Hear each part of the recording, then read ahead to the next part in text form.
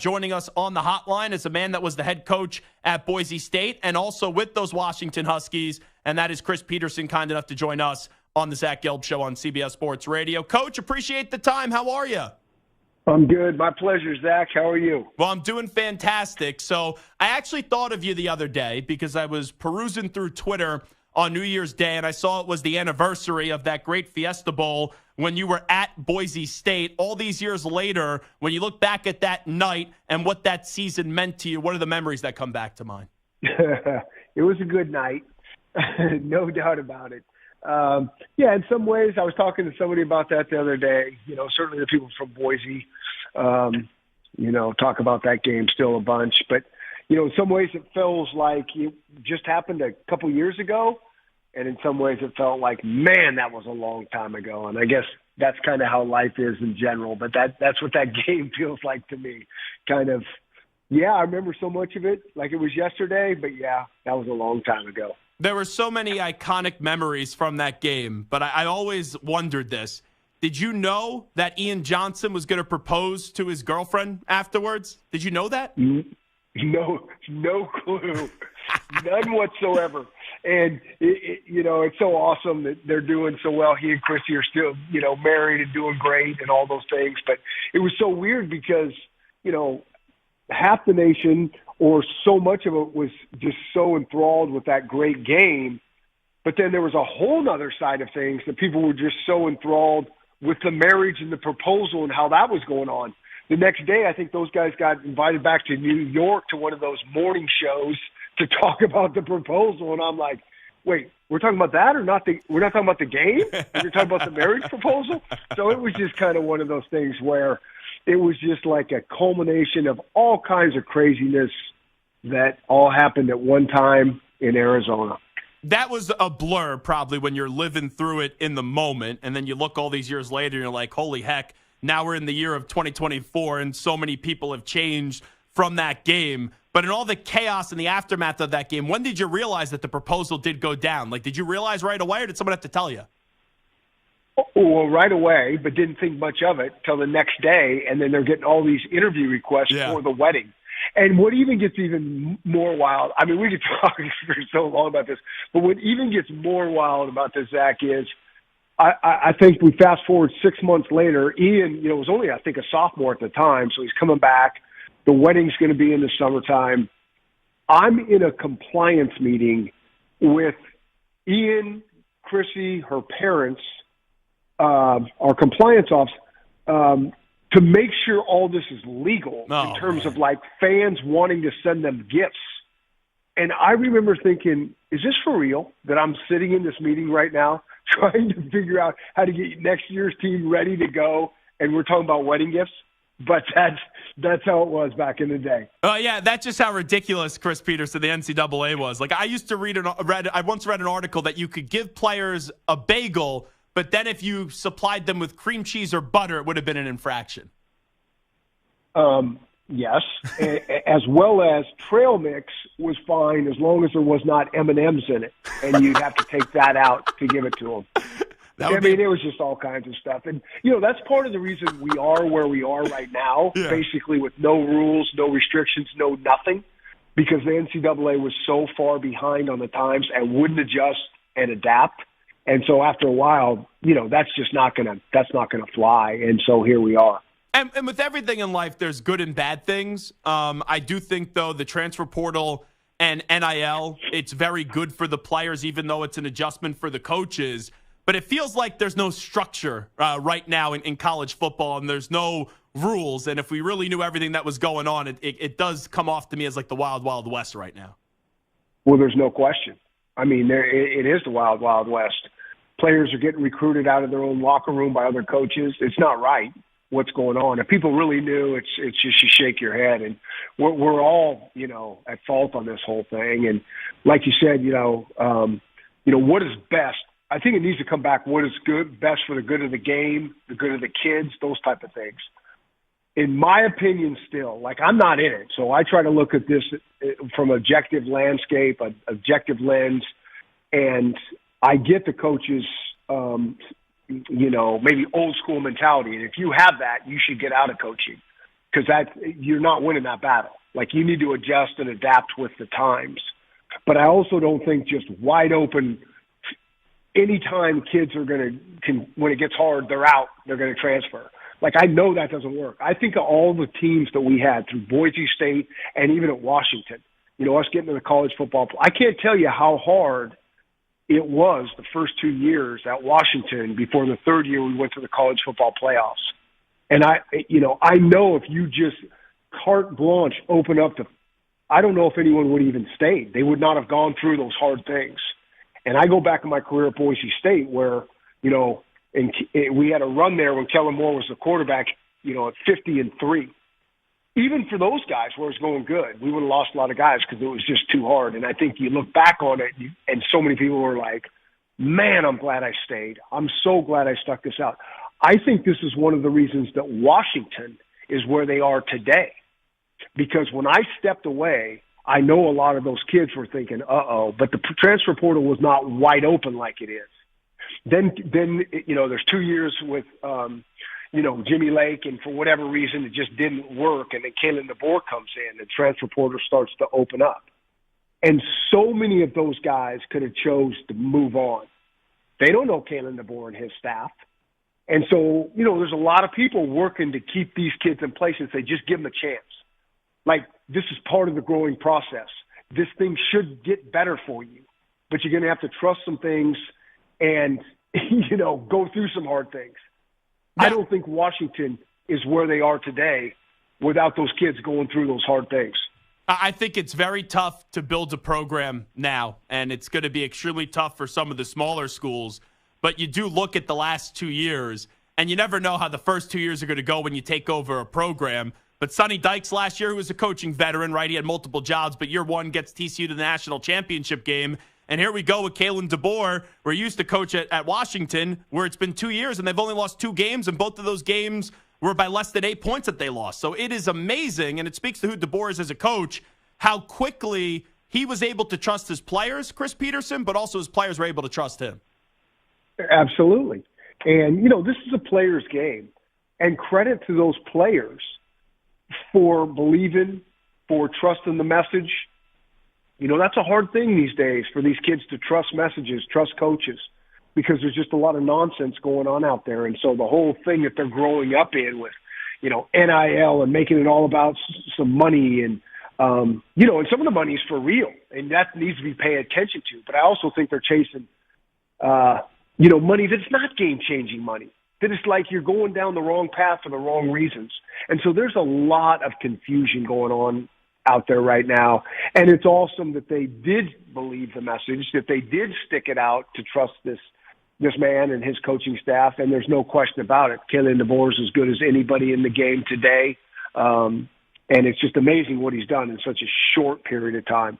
And it's impossible to not feel just sensational for Michael Penix Jr. with all the injuries that he suffered at Indiana. For him to now finally get a good bill of health and play at this level, just what's kind of your view on the quarterback? Because he seems like he's a coach's dream.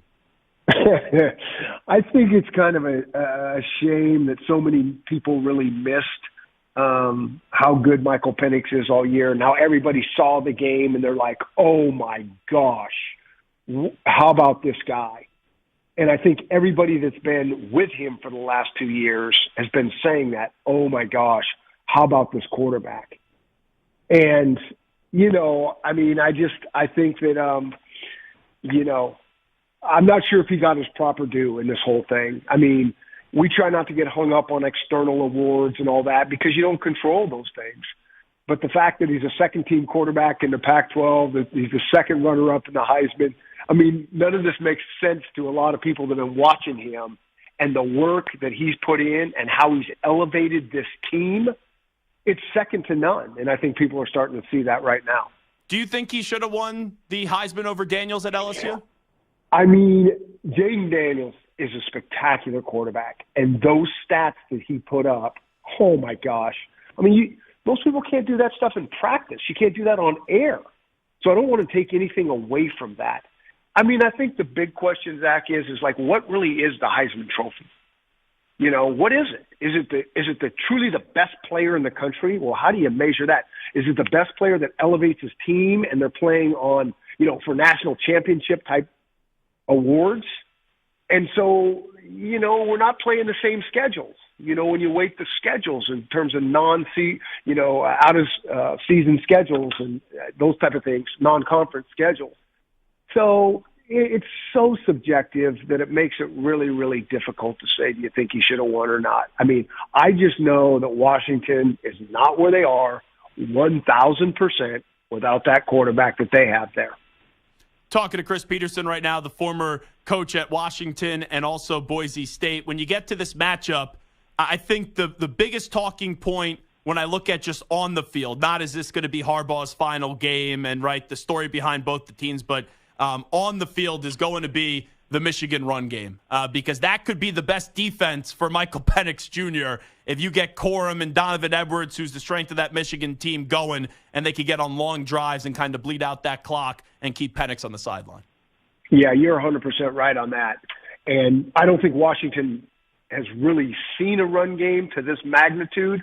I will say this, the University of Oregon can run the heck out of the ball. That was the most balanced offense I felt in the country all along. And they had a really spectacular run game. So it was super balanced. They throw it more than Michigan did. I'm talking about Oregon now. Mm-hmm. But they could run it.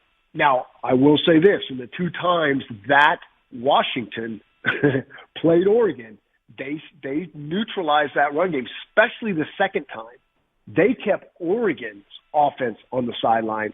And if Michigan can do that to Washington, that's going to be one of the keys to success, to keep Penix and company on the sideline. Because if you give them too many chances and they spend too much time on the field, you're not stopping these guys. You may slow them down a bit, and the best way to do that is to keep them on the sideline.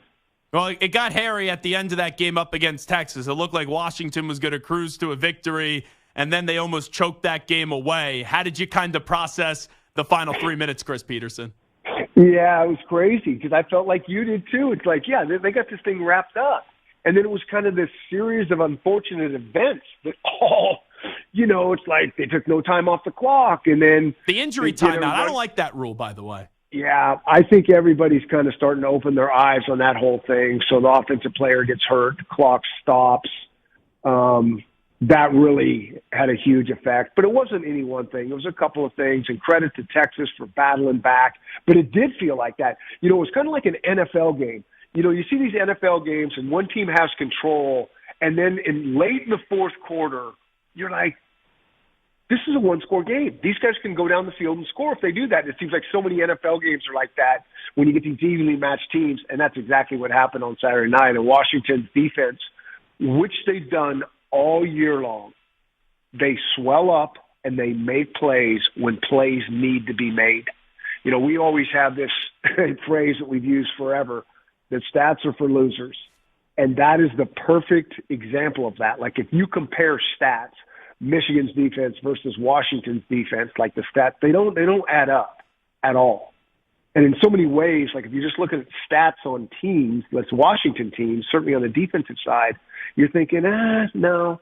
But yes, they just come through when plays need. They need to get a turnover, they seem to get one. They need to get a stop, they seem to get it. If they have to slow down the run game, they seem to do that.